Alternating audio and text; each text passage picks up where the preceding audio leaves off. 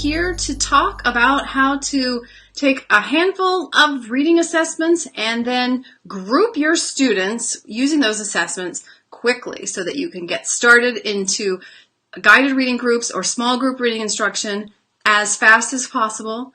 And I hope that this will save you some time in planning and in classroom time, and then you'll see your readers accelerate. That's what we do here at Reading Simplified.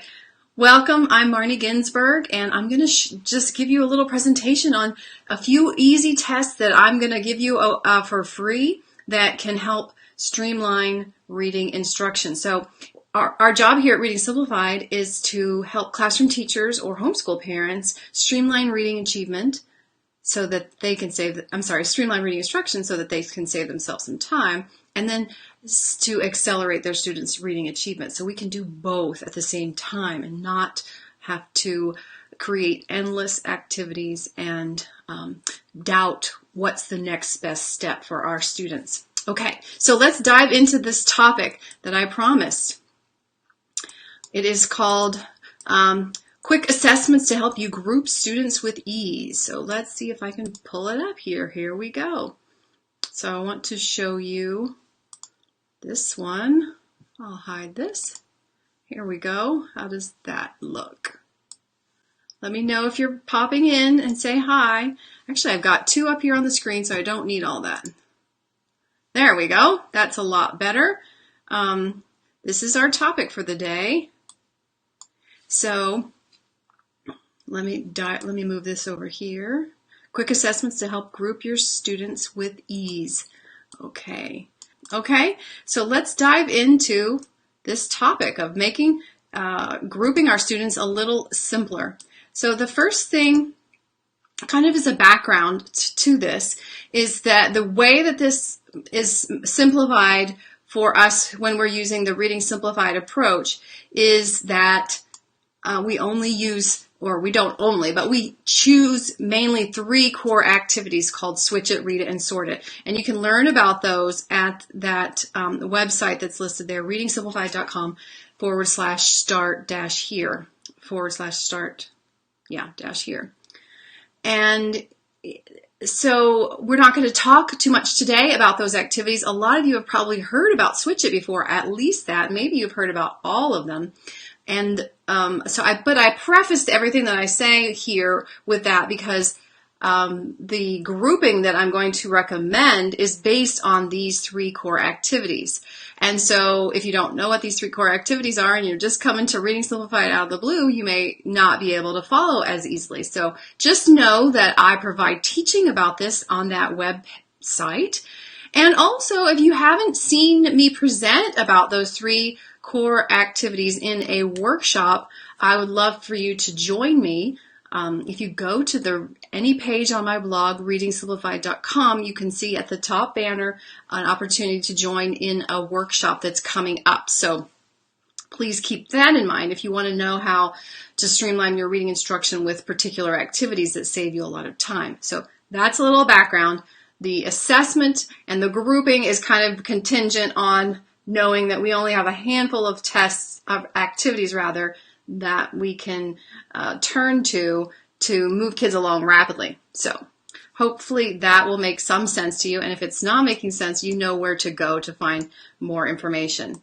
Again, if you're just popping in, let me know where you're from. Let me know if you have any questions about assessment or about grouping kids. So the first thing I want to do is break up the types of groupings into 2 categories. So I'm going to deal with kindergarten and first grade level readers first, and then I'm going to discuss anyone who's mid-first grade and above second. So please think about those 2 types of readers separately as we go through these slides. Okay? So at first we're going to be talking about those readers who are at the kindergarten or early first grade level. And I mean readers and that level. I don't mean their grade. So for instance, you may have a second grader who's reading at the late kindergarten level. This part of the discussion would be for you. Okay, so what are the 3 tests? Let me move down here so you can see the title.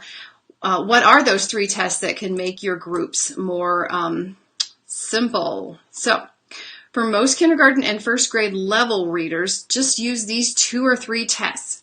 You probably will need a letter sound knowledge test. You'll probably need a phoneme segmentation test, and you will benefit from having a nonsense word reading test. And I provide you with all of those in informal ways. In other words, it's not graded or normed based on national standards, but it just gives you a general sense of how students fall. How many of you already have some of these measures that you're required to give or that you already give? So these may be very common to you or something similar. So you don't need to use what I'm providing, but if you have nothing, or if you want to, or if you don't have this information, then I'll be offering that. Okay, so these are the 3 tests that we are going to turn to. And so if you're working with kids who are first grade and up, then you need to think more about these tests, okay? Think about the nonsense word reading test. And particularly also give a standardized one that's normed, so you can compare that student's progress with other students that are their age. Also, I recommend a San Diego Quick Assessment, which is one free measure that you can use to get word identification. In other words, if students are given a list of words that are graded, how do they do reading just that list of words? And that list of words is highly correlated with overall reading achievement. So even though it seems like it's a very low level subskill, it's very connected to a higher level reading achievement. So don't minimize the power of that measure. And then also to check students' reading rate or their fluency. So those are the 3 tests that you would use for those kiddos who are older. And these kids can be 2nd grade, they can be 5th grade, they can be 8th graders who need to be getting a boost in reading. Okay, so those are the 2 types of communities that we're thinking of, and the 3 types of tests for each of them. So if we were thinking about those early first graders or kindergarten level readers, kids who are reading at that level, this is what I'd recommend. First, I would recommend that you give them a phoneme segmentation test. All right? And that is a test where you call out a word like sit orally, and you ask the students to tell you the sounds that they hear. Can they segment or separate the sounds in the word sit, s, it? So you start at the CVC or 3-sound level, and then you get harder, like a 4-sound word or a CVCC word like fast. Can they hear the sounds in f, a, st? Can they segment each of those? So that is what a phoneme segmentation test is. It doesn't take very long, but you need to be one-on-one with the student to do it. And so I recommend that you don't continue if a student, for instance, can't get any CVC or 3-sound words segmented. I don't recommend that you continue giving that test for the CVCC level. So it can stop pretty early, but everybody can be given this test to check on their phonemic segmentation. Are we good? Let me know if you have any questions. Then I recommend a nonsense word reading test. And this is because many kids of all ages can dupe us with their ability to read. They may have a bajillion high-frequency sight words that they recognize, but they may not have the underlying strong sound symbol decoding skills that they need to be able to progress into the upper grade levels and to read fluently. So the nonsense word reading test nips that in the bud and catches those problems, because if you're reading a word that you've never seen before, you can't be dependent on memorizing it. You have to attack it with a sound-based approach. So this would be a test where you give the students a list of these nonsense words. Again, you can get it at readingsimplified.com/reading-tests. It's a free download. And the students are either correct or incorrect. And if they don't get any of the words right at, say, CVC, then you would stop and not give the CVCC level. So it's kind of the same as the last one. Okay, so that was the second. That's it. That's the 3 tests. That's it. Each one could probably take about a minute or less. So then you just take these 3 points of data to place students into 2 core activities that are relevant for kindergarten readers or for first grade level readers. All right? So we've got the 3 tests: phonemic segmentation, letter sound knowledge, and nonsense word reading. And now we're going to place, based on that information, we're going to place them into 2 activities. And those 2 activities will form most of our groups for kids who are reading at the kindergarten or early first grade level. Okay, that's it. Let me know if you've got some questions. One little tip is that I recommend that you accelerate readers by moving them up at least 1 level from their assessment data. So for instance, on the phonemic segmentation test, say the students were functioning at the CVC level, don't start them then in your instruction at CVC, move them to the next level, a harder phonemic level, CVCC. And that's one way that we streamline reading instruction. We don't work at what they're good at already, we work at the next level. That's why you're there in the small group setting to lift them to the next level. So you're kind of trying to aim for that zone of proximal development, that region where they're not able to do things on their own, but they can do it with your support. Okay, so that's a little thing to keep in mind as we think about all of these groups. So this is a big, busy slide, but let me go through it. Let's go back to that phonemic segmentation test and think about how that would relate to these decisions. So if a student places in this range over here on the left, that will help us decide which level on the right to place them. And so we'll place all of our students, and then we'll see, oh, we've got this cluster of students that's at this level of switch it, and this cluster of students that's at this level of switch it, and then that will start to form our groups. So if a student recognizes no letter sounds or even fewer than 5 letter sounds, then you would start with a variation on switch it, which is called build it. And if you go to readingsimplified.com/start-here, you'll find out a little bit more about build it. But it's basically just like switch it, except we only put 1 word on the board at a time. So the student would build, let's build the word mat, and they just have an M and an A and a T in a scramble order to choose from. That's easier than switch it, where they have to change mat to pat and pat to pot and so forth. Okay, so that's when they don't know very many letter sounds at all. Then you're going to teach them the letter sounds and teach them phonemic awareness. But maybe they know more than 5 letter sounds, which is great, but they can't segment CVC. So on the phonemic segmentation test, if they got the word sun, they couldn't say So if that's the case, there's another reason to do build it. Again, a simpler version of switch it, because they can't segment. So both of those 2 groups of students would start with build it. And if you go to the readingsimplified.com website, you'll be able to download word lists for build it and understand what I'm talking about with column 1 or column 2. Now, say some of your students can segment CVC words, okay? They're able to do that, not the next level, but they can do CVC. So then you would start with a next level up and switch it, CVCC words like help or fast. Or maybe you've got a student or 2 that is a little bit more able, and they can segment CVCC words like fast. They can say fast. They can do that. Then you move them up, and you start with switch it with harder phonemic progression of CCVCC. That's a 5-sound word. And maybe they can already segment 5-sound words, so then you would move them to the really hard CCCVCC words like, come up with one? Like strand, and 6 sounds.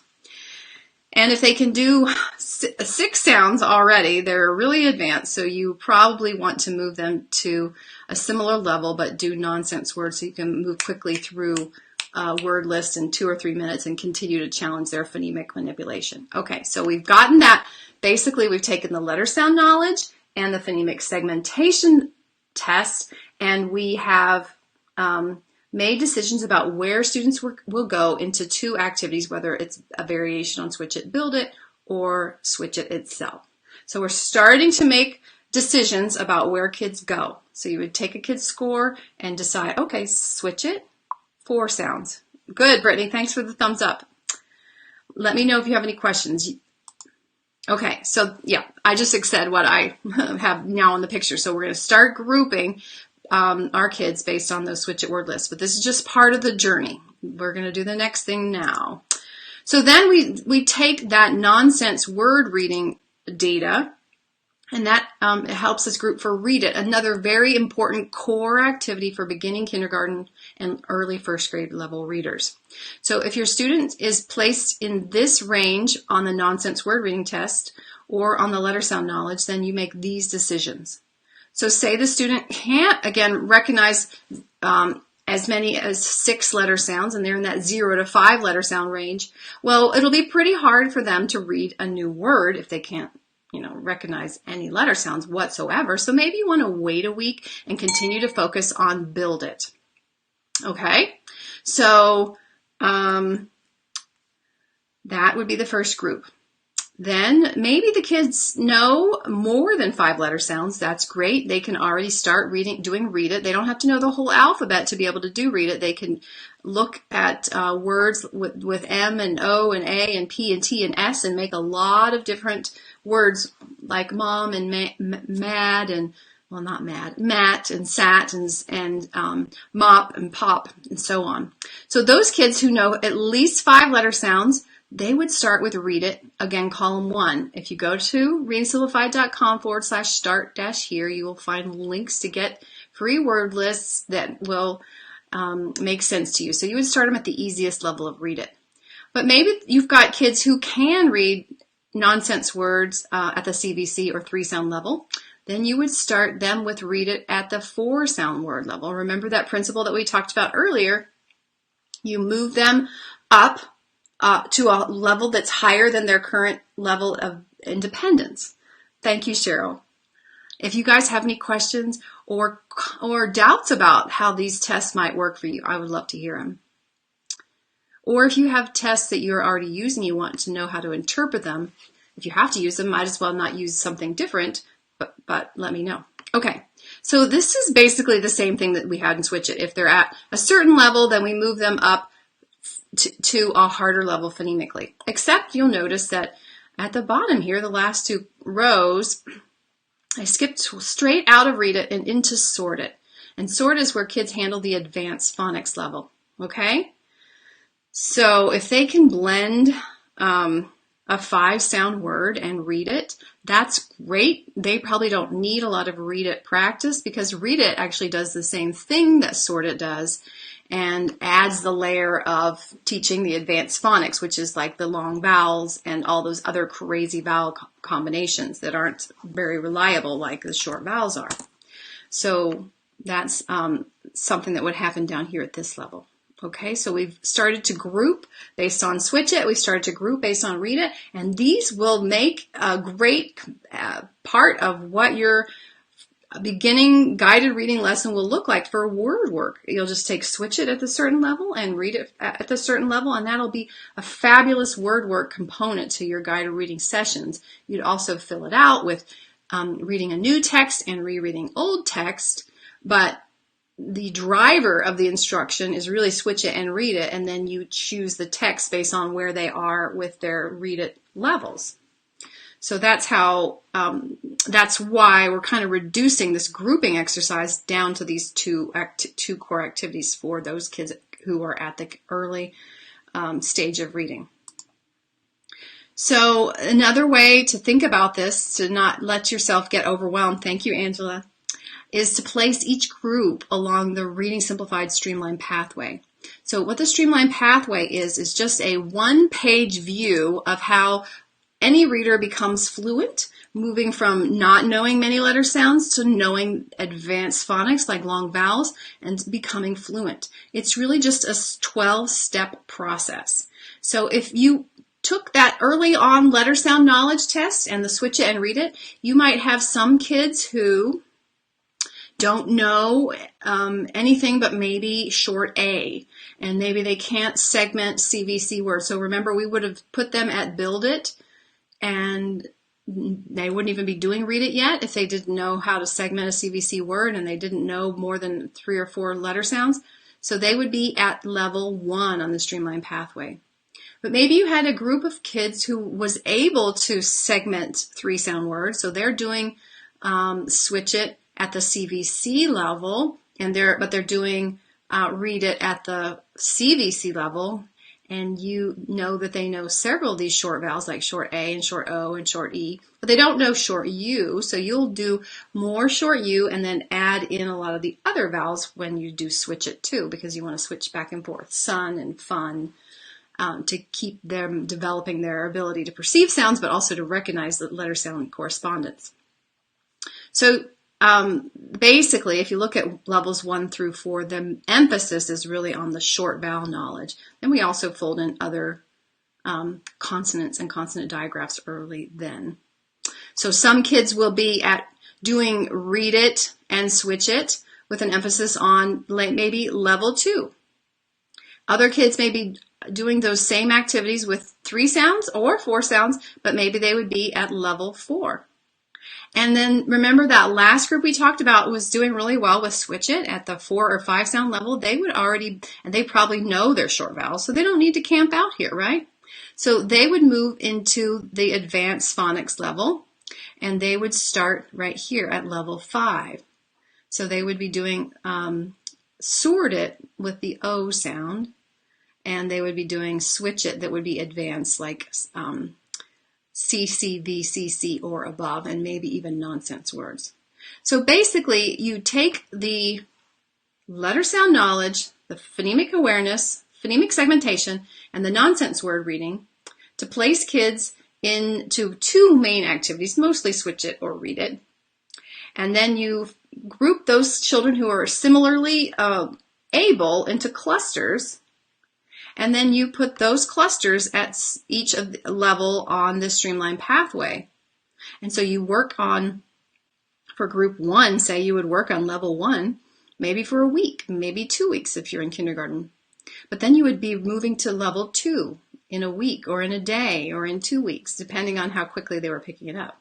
But you want to move quickly up the levels because each level that goes up gives them a little challenge, keeps them sharp, but they're still practicing what they had before. All right, so that is basically how to think about all of those early guys, the kids who are beginners. But what about everybody else? Maybe even in your kindergarten classroom, you have kids who are reading at the mid-first grade level and above. Or maybe in your second grade classroom, you have kids who are at the mid-first grade level and above. So this section, to wrap up what today's topic, will relate to all the older kids. And this even applies, frankly, to 7th graders and high schoolers. It's the same kind of system that I use when I'm tutoring kids of all ages who need a boost. So what are those 3 tests? These are the 3 tests that we reviewed earlier that those mid-first grade and up readers need. A nonsense word reading test, and particularly one that's standardized or normed so that you know how they compare with their peers. And I'm going to show you a link to get one for free. And then you need a word identification test. And again, I'm providing a link to get a free version of that. That's called the San Diego Quick Assessment if you don't have something that's normed or, comparing your student with other students in a larger sample. And then reading rate or fluency that relates to the word identification above. In other words, once you figure out the student's word identification level, like say they're able to read 2nd grade level words, then I want to give them a 2nd grade level passage to check their reading rate. So if they're a 4th grader reading 2nd grader level words, like their word ID is 2nd grade, I don't want to give them a 4th grade passage to check their reading rate. I want to give them a reading rate passage that's at their word identification level. Thank you for the thumbs up, you guys. So here's a nonsense word test. Here's a place where you can get it for free. Okay, there's one that is just an informal one that I've provided. But also on that same site is a standardized norm test that I'm linking to. So I think both can be helpful because one will give you comparisons very clearly based on the 4 sounds, 5 sounds, 6 sounds, and so on. And the other one will give you that comparison with peers. And then you would also want to give a word identification test.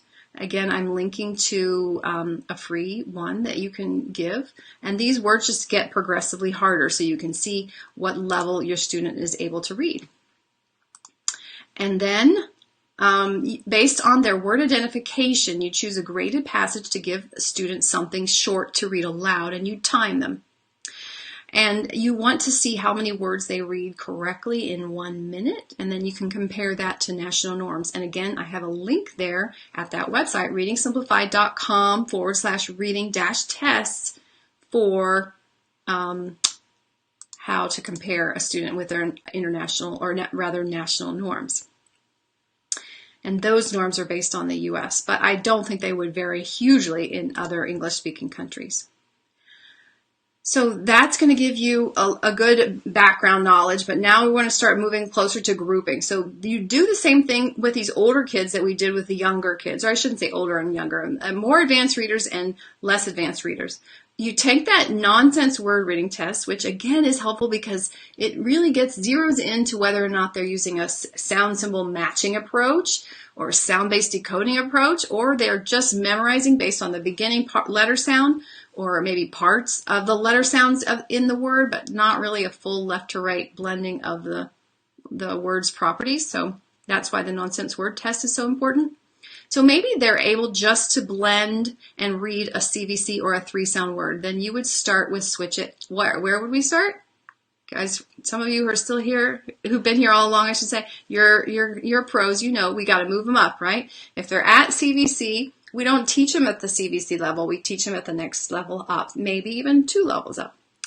And similarly, look here, we've got 4-sound words. If they're able to do that, but not 5-sound, then we start them with 5-sound switch it. If they're able to do 5-sound switch it, but not 6-sound switch it, then we start them with 6-sound switch it. And then finally, if they're just able to read a CCC, VCC word, which is even hard for me to say, it would be hard to read.